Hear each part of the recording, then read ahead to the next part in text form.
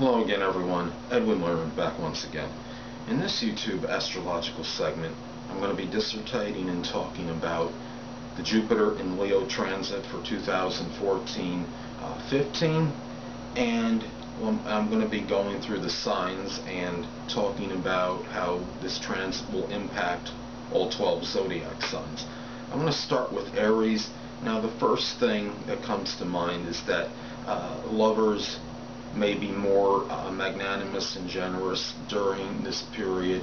This could be a fortuitous time for Aries, in association with romance and creativity, children, things of amusement and pleasure. This might be a time where Aries people, whether it's sun, moon, or ascendant, feels more compelled to go out and do fun things such as going to amusement parks or parks in general, or playing sports with friends, just things of fun. There might be an urge toward gambling and speculation for Aries during this period, so the warning is just don't go overboard in that department. Now, the next sign for Taurus, hey, maybe this will affect me because I have Taurus rising, may be a great time for selling or buying a prodigious home. Might be a very good-sized home, and family members may be more generous during this period. This is auspicious time perhaps for getting a loan for that long elusive home. Maybe if Taurus hasn't had a regular home, or when I say regular, I mean like an actual house or something, and might be that time where the Taurus person is finally able to do this.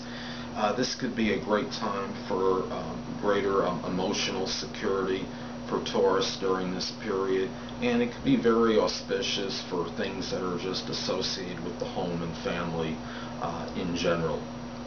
Now, Gemini might be more communicative than usual, and Geminis have that voluble tongue anyway, so imagine them becoming more talkative in this period. Siblings may be more generous than usual. Gemini might receive accolades and recognition for some kind of writing, more compelled toward public speaking for Gemini during this period. There might be some urge more to go out and take more short journeys, whether it's a walk to the park or what have you. Now, Cancer. In Cancer, the second house is what's emphasized during this period, and this could be perhaps a time for Cancer for a greater prosperity in general, taking that Leo pride in his or her values during this time. That long-awaited raise may come in a very big, phenomenal way during this time. Obviously, Jupiter affecting the second house strongly for Cancer in this period. Cancer should avoid extravagance during this time, and this could also be a good benefit for things that are connected with I guess you could say, whichever ways they're generating their income. It could be a time where Cancer receives a prodigious raise at this point in time. Now, for Leo, well, with the first house emphasized, this can obviously be a very beneficial time for Leo, and it's just fortuitous in general for them. Could be a strong feeling of expansiveness, great physical well-being. This might be the time where Leo wants to start some kind of workout regime, as there might be greater attention paid to his or her physical body. Time for making great first impressions on others. The outlook on life may be more philosophical, and these people might be very more jocular, more expansive, just a very strong, happier period for Leo in general. And on the negative side, Leo needs to be careful, as there might be a propensity for weight gain during this time. Now, for Virgo, there might be increased introspection in this period, and looking within, self-analysis, and might be very beneficial to Virgo, as they could perhaps see their own flaws and deficiencies stronger and have greater hope of rectifying them. There might be some notoriety and recognition for behind-the-scenes work for Virgo during this time.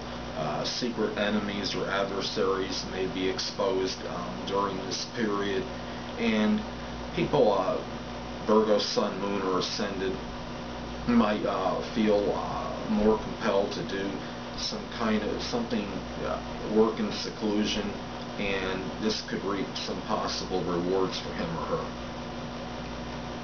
Now for Libra, friends may be more magnanimous and generous during this period, more so than usual. Benefits may come through group endeavors. Good fortune and luck may be associated with this person's goals and aspirations. Person might express a lot of exuberance and happiness that are connected with humanitarian endeavors, and may receive some recognition for this perhaps. Now the next sign, Scorpio. Scorpio may receive some kind of public acclaim, even if it's just some local fame in their own community. Status recognition is going to play a figure prominently right now. There might be some accolades associated with his or her career during this time. Superiors may be more generous than usual, and things may be, superiors and supervisors may be strongly beneficial to this person, to these people during this period. Now for Sagittarius, recognition may come through some kind of publishing. Perhaps the in-laws might be more generous during this time, more generous at least than usual. There might be a greater need for exploration and traveling, learning about other cultures. This person might exuberantly pursue maybe another a course in college, or if this is whether this person has previously been in college or not. There might be, if this person has never gone to college, it might be a great time for pursuing things connected with higher education and pursuing some course in college. Or even if this person has previously been in college, it might be a time where this person might go back and take up a new course or two and just become learned in another subject.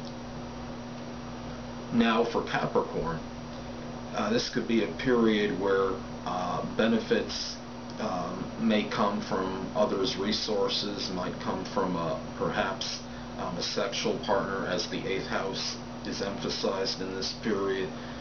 This could be a time where there might be a stronger need for some transformation and regeneration, and this person might feel compelled to change on a big level and perhaps change something in his or her life that might put this person going into a different direction. And this could be anything. Could be something with the personality, or something with a career or a job, or just their overall outlook, whatever it is.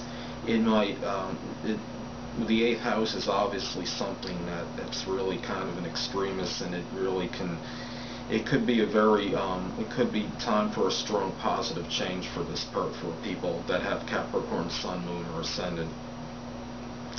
Now Aquarius, this could be exceptionally beneficial, this transit, for relationships in general, whether it's platonic or marital partners, significant other. This might be a time where maybe might be a positive time for a proposal, or maybe this person may be proposed to during this period, and finding that perhaps finally tying the knot with that significant other.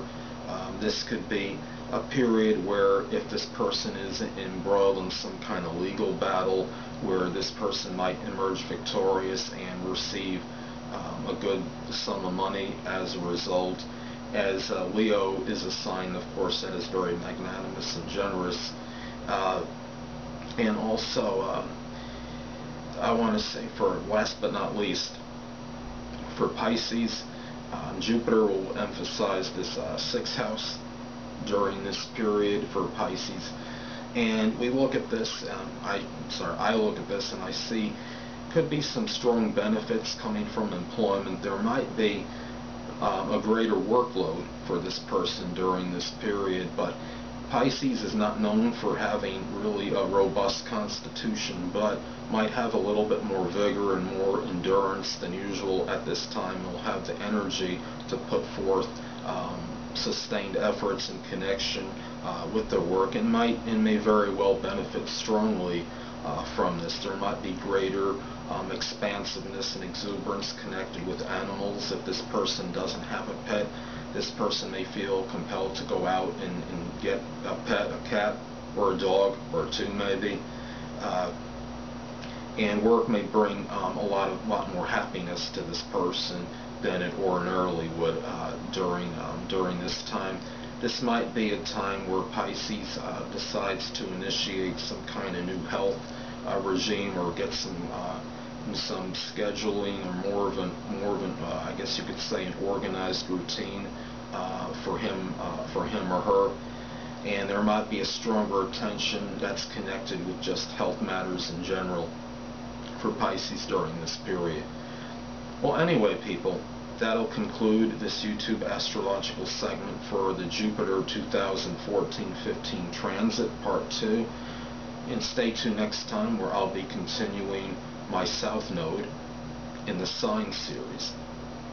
Two things I want to get with you on before I head out. Firstly, the stars may impel but do not compel. And secondly, never isolate any single astrological element, aspect, planetary placement, position, configuration, influence, or what have you, and make an analysis on a person, astrologically speaking, based on this alone. Because a person astrologically is the sum of all their components in their natal chart, and not just one.